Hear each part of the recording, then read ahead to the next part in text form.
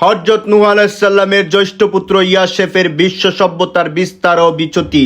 হযরত নূহ আলাইহিস সালামের বড় পুত্র ইয়াসেফ ও ইয়াসেফের প্রধান পুত্রগণ গোমার, মাগোগ বা ইয়াজুস মাজুস, মাদি, জাওয়ান, তুবাল, মেশেস ও তিরাস।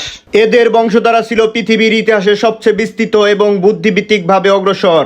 আদিতে তারা একত্ববাদী ও ধর্মভীরু থাকলেও অভিশপ্ত ইবলিশের প্ররোচনায় তারা ধীরে ধীরে আল্লাহর অবতীর্ণ বিধানকে অবজ্ঞা করে নিজেদের মন গড়া আইন ও বস্তুবাদী দর্শন গ্রহণ করেন। তারা আধ্যাত্মিকতার পরিবর্তে পার্থিব সম্পদ ও টাকাকে ক্ষমতার মূল ভিত্তিতে দাঁড় করায় এবং নিজেদের আধিপত্য বিস্তারে বিভিন্ন সাংস্কৃতিক ও নিয়মতান্ত্রিক পূজা যেমন ভোগবাদ ও ব্যক্তিকেন্দ্রিকতা তৈরি করে।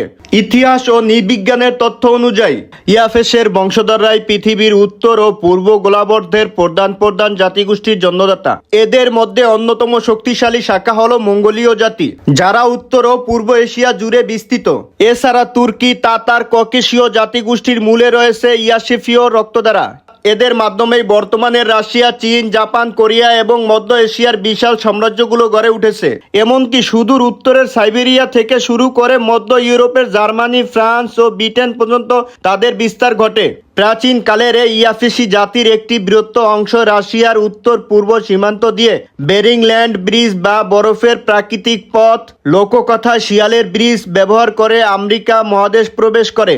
নৃবিজ্ঞানীদের মতে আমেরিকা রেড ইন্ডিয়ান বা মায়া ও ইনকা সভ্যতার কারিগররা মূলত এই ইয়াসেফীয় মঙ্গোলাইট এর ধারারই বংশধর। পরবর্তীকালে আধুনিক যুগে অভিবাসনের ফলে আমেরিকা ও ওশেনিয়া মহাদেশে অস্ট্রেলিয়া ও নিউজিল্যান্ড ইয়াফেস ও শামের সেমিস্টিক বংশধরদের এক বিশাল সংমিশ্রণ ঘটে।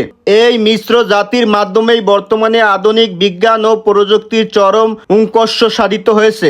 তবে একই সাথে তারা পৃথিবীতে নাস্তিক্যবাদ এবং ধর্মের অলৌকিকতাকে অস্বীকারী লৌকিক সিদ্ধবাদ বা পার্থিব মতবাদের সবচেয়ে বড় প্রচারকে পরিণত হয়েছে।